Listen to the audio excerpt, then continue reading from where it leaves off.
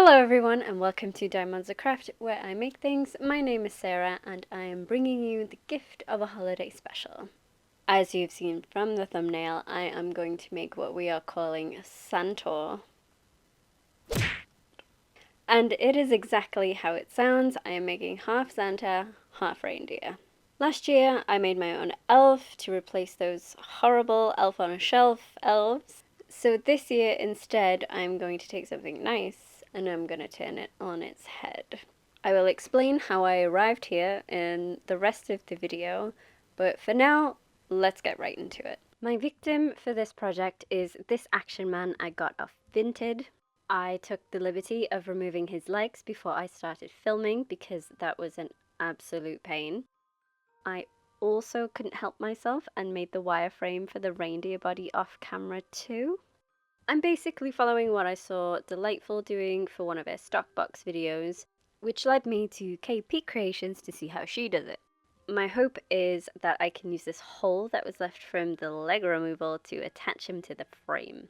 But before that, we need to get him prepped. So his face comes off with acetone. And I'm sanding this weird tattoo off his arm. And I very much dislike this molded on here. It's not in keeping with the idea I have in mind, so I scalpel that off and sand down the bits that matter, aka the bits that are on his forehead.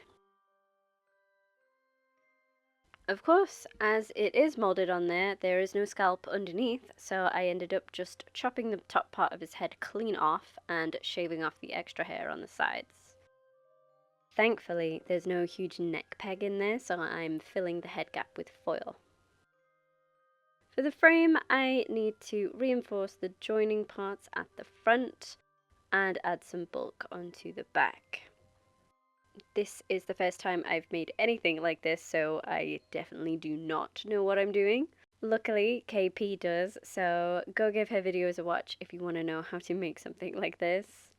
I am doing this first pass with Sculpey because the wire can go in the oven. I also add the hooves, which took me a few goes to get right. What I am doing here is not how I ended up making these hooves, but the idea is to get them on and sculpted, and then I don't have to worry about it. Once that is all baked and cooled down, Ace of Clay reference, it's a solid structure and I can try and see how it'll be looking.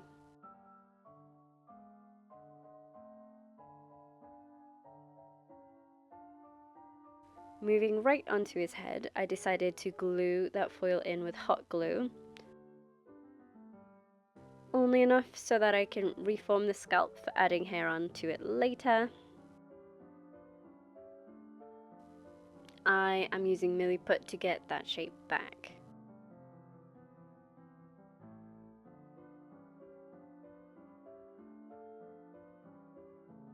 The next thing I need to do is give him a belly, like a bowl full of jelly. However, I really want to avoid adding weight onto the front as much as possible, so I'm going with that hip pad method and drawing out a belly shape for him. I sew the two pieces together and fill it with fluff. And since he won't be going shirtless, I'm hot gluing the pouch directly onto his stomach. Bye bye abs. His pouch is ready and very soft. I made a little prototype jacket for him before I added the belly, and I just tried that on him to see if the front could still close. Now the face. The face. I struggled with getting the MSC to set properly. It's been so cold here and there's just water vapor in the air at every given moment, so spraying him and getting it to dry was a nightmare. The pencils just slid right over the surface. I think I sprayed him a good 3 or 4 times here and it still hasn't worked. I ended up painting in the scleras, and adding the irises were a pain. It just felt like I battled with this for ages. The good thing is, Most of it is going to be covered by a big old beard, and I just need the eyes and eyebrows to be right. I added so much blush to him because the idea is that he's living in a forest. It's cold, so his little nose and little cheeks are going to be permanently rosy. Very Santa-like, right? I also painted the base layer of his eyebrows in. They have to be thick with 2Cs, so it's alright as it is for now. As he is going to be more of an evil character, I added dark shadows into his eye sockets to make his eyes look a little more sunken in and scary.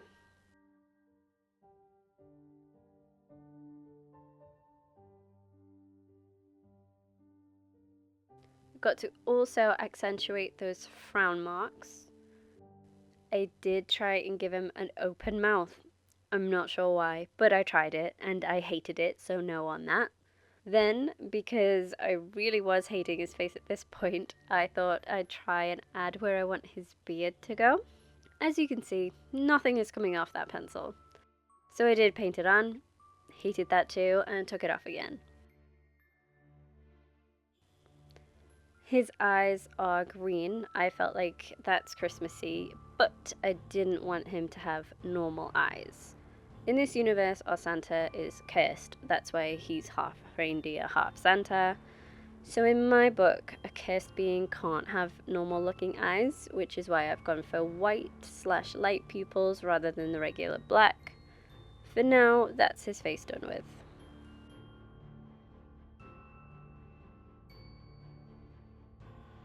Whilst I was in the painting mood, I painted his hooves so that I wouldn't forget to.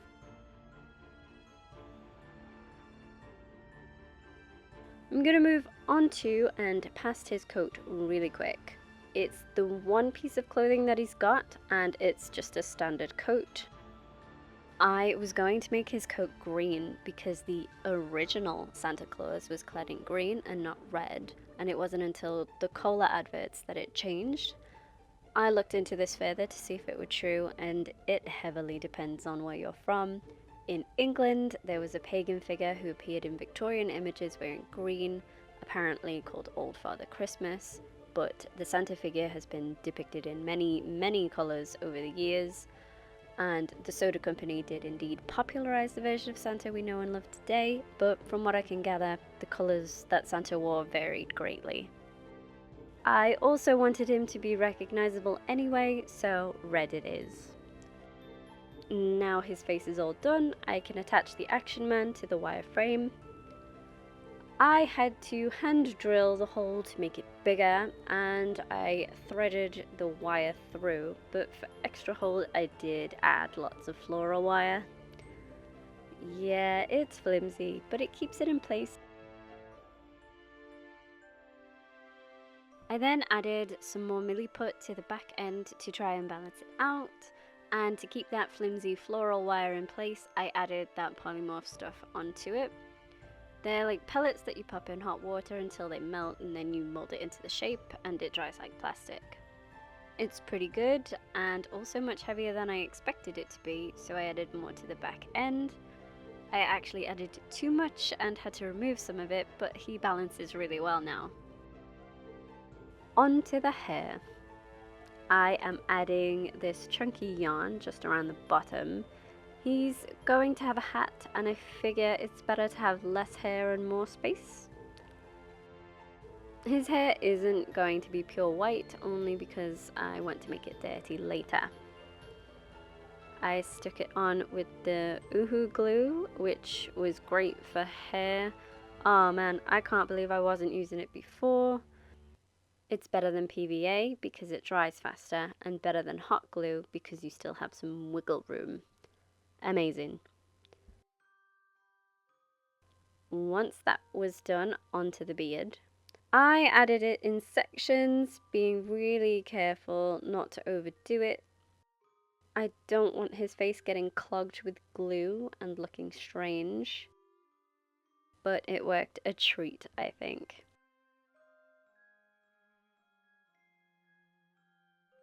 So finally, for the body, it was time to wrap it. I cut long strips of felt, since that's all I really had, and wrapped it around the wire frame.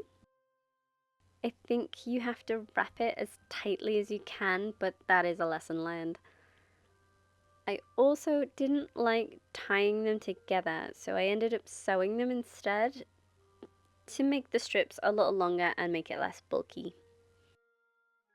Once everything had one wrap around it, I decided to add fluff for volume and wrap the strips around that to keep it in place. I don't think it's a bad idea to add bulk quickly, but it was tricky. I had to hold the fluff in the shape I wanted whilst I wrapped it. Thankfully, the fluff is very movable and I could squish it into the shape I needed once the wraps were around it. And I ended up with this. Not bad for a first attempt. I had references of reindeer to look at to get the body shape right-ish. Then I am going to add this faux fur to the top. It's a little darker than traditional reindeer, but this is a dark character and the more grey/darker fur fits. So that's what I'm trying to navigate now. I did make this pattern by wrapping him in cling film and then masking tape, then drawing on the seam lines and cutting them out. This is what I got, and I cut the right fur out with the right pattern. I only had to sew these top pieces together as the rest is going to be sewn straight onto the body. Then I glued the top to the bottom of his body. I can't sew it because it's plastic, so this is going to hold the top in place for me. I did the legs off camera before sewing the belly fur on so that it could blend in a little nicer. And fur is very forgiving, so sewing didn't have to be perfect. I just needed it to grab a good bit of it and pull it together. Then once it was all sewn on, I gave it a brush to blend it in further. I did also shave the leg fur off camera because it was awkward to film, like this whole project has been. But that is all the shaving that he needed. The rest of the fur was a nice length. All he needs now are the extras. First, I sewed this little bag for him. He's going to carry around hot coals and needs a little sack. Then I had to tackle his antlers. Usually I'd have sculpted them, but I was running out of time very quickly, so I asked Will to 3D print some for me. And the print did fail on one side. The left side failed to attach and a bit of the antler didn't print at all. However, that is not an issue. Mainly because asymmetrical antlers are natural and having them perfect wasn't on my radar anyway. First thing that I needed doing was to sand them down a bit.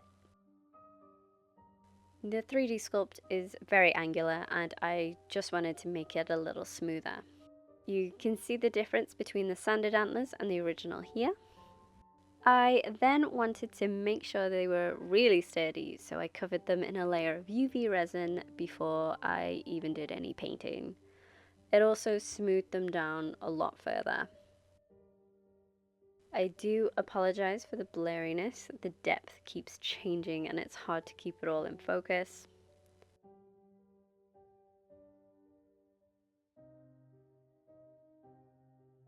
I also added milliput to the bottom so that it matched the other side when I chopped the extra bit off. My plan was to attach magnets, but I was still waiting for them at this point and I thought I'd get it done and just make holes for them after. Now it's time to paint them. So reindeer actually do shed the velvet off their antlers, so that is what I'm doing here. This is what it looks like for anyone who's curious. When talking out the concept, it just looked so gory and gruesome that I had to make it part of the design. Then, to add the velvet, I decided flocking the parts where it's not quite shedded yet was best.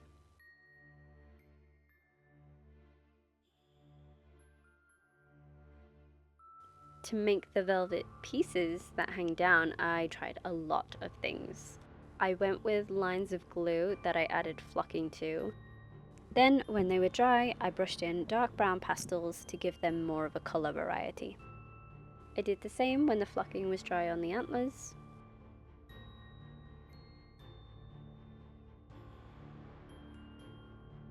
Then I just glued the velvet pieces to the antlers to make it look like it was all coming off in bits.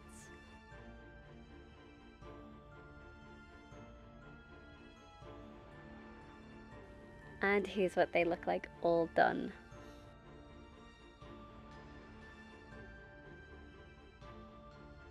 The next thing I made was a candy cane axe, or more like a candy cane that he's fashioned into a weapon of some sort. I just rolled out a big snake of Sculpey, baked it into the right shape, and carved it down jaggedly into a spike at the end and a sort of DIY axe at the top. I painted it white and covered it in UV. I thought this would help keep the white paint in place when I wrapped it in this nail tape. Then I painted the bits in between red, and in true Diamonza fashion, I did not get a finished shot of the cane. My bad.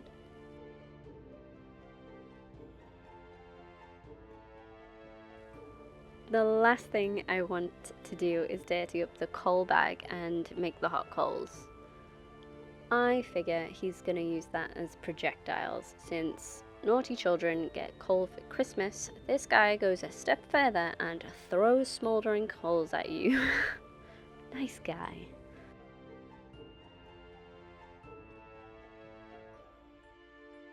To make these, I just ripped random pieces off my Sculpey block and baked them. They made really good coal shapes.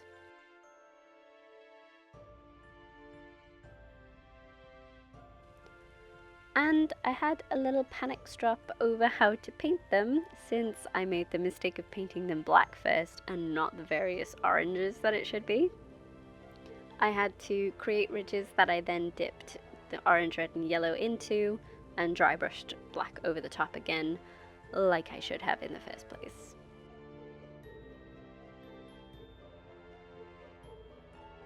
But it's fine, it's saved.